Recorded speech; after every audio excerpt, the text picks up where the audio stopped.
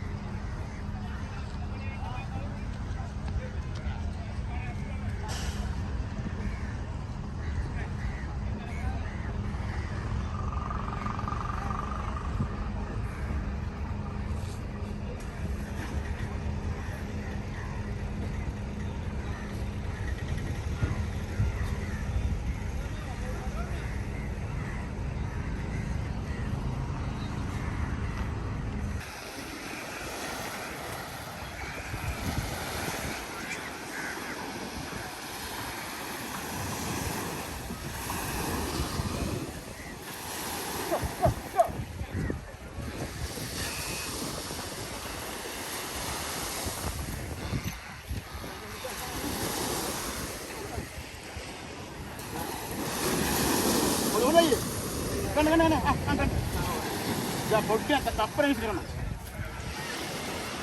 sé. ¿Por qué no sé?